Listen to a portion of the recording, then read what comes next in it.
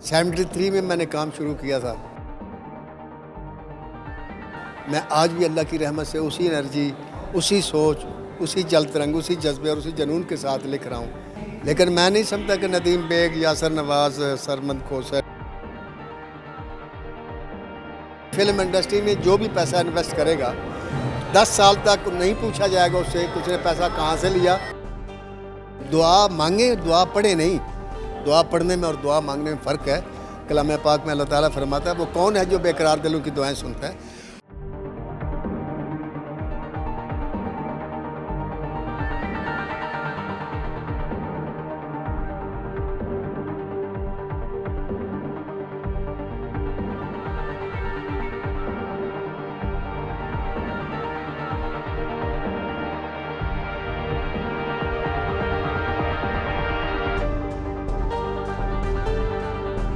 कि हर आदमी का अपना अपना एक विजन होता है।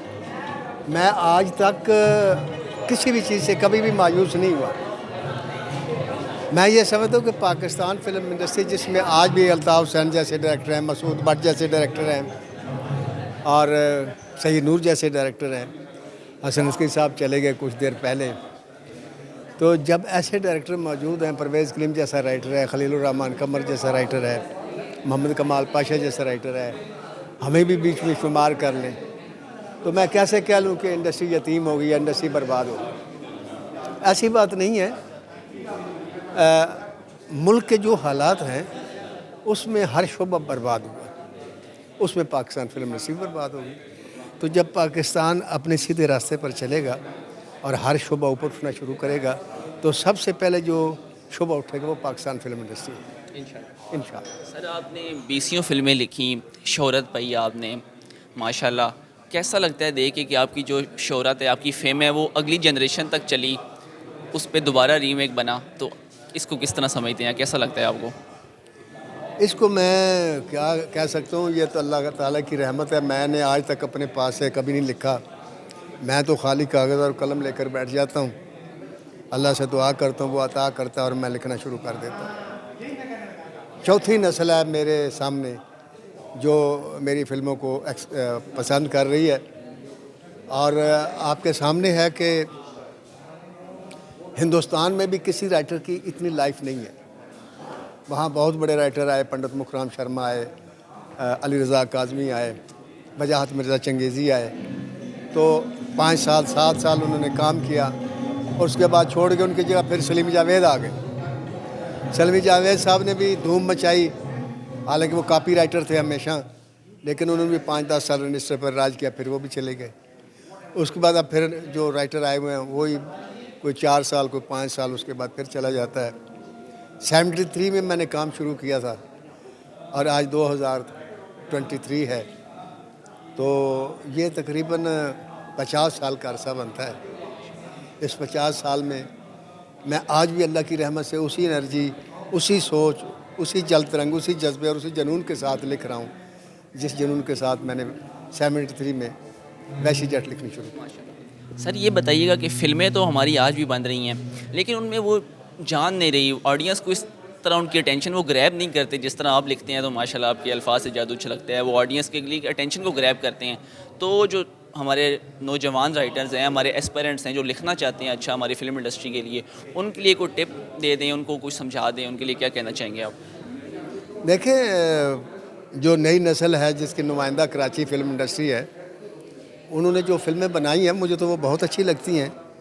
आवाम को कुछ उन पर एतराज़ है कि जी वो लॉन्ग प्ले लगते हैं, उनमें गाने डाले हुए हैं, या वो फ़िल्म नहीं लगती। लेकिन मैं नहीं समझता कि नदीम बेग, यासर नवाज़, सरमद खोसर, नबील कुरैशी और आसम और इस किस्म के और जितने डायरेक्टर हैं, उनके किसी डायरेक्शन में कमी है। जो राइटर हैं उनके लिखने में भी कोई कमी नहीं है।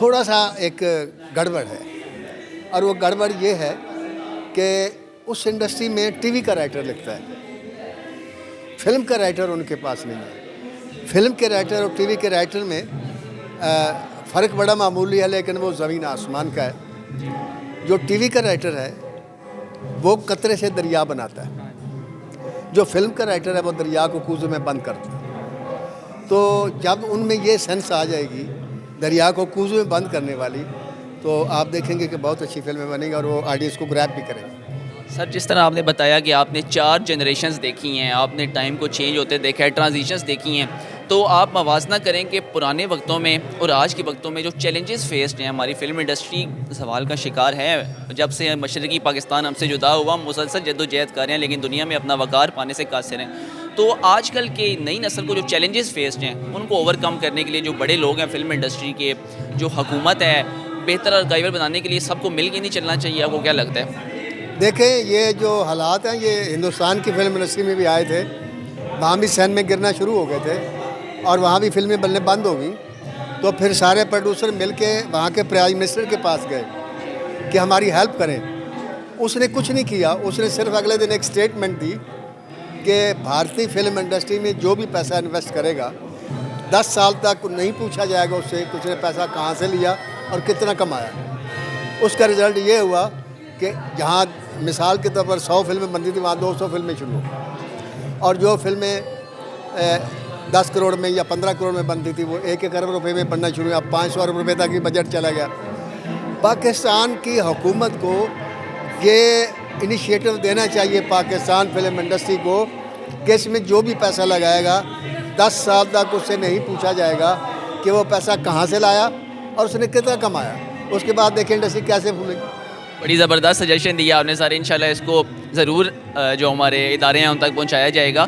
सर, मेरे जैसे जो एस्पायरेंट्स हैं, जो पाकिस्तान फिल्म इंडस्ट्री को बूम पे लेके जाना चाहते हैं, जितना माशाल्लाह आप लोगों ने काम किया उससे भी बेहतर काम करेंगे। मैंने खुद मीडिया पढ़ा है, मैंने देखा है लोगों में वो लगन है, जुस्तजू है, लोग काम करना चाहते हैं। लेकिन बात शायद फिर वही आप वाली है कि हालात और हमारे जो मुल्क के हालात हैं, हर तरफ ये मसाइल हैं। तो बस कुछ ऐसा कहें कि मैं और मेरे जैसे जो दीगर नौजवान हैं उनको कुछ हौसला मिले और वो इस काम को, इस मोटिवेशन को मज़ीद बढ़ा के आगे काम कर सकें। मैं एक ही बात कहूँगा, आप यकीन करें कि लोग समझते हैं कि नासिरुद्दीन बहुत काबिल राइटर है।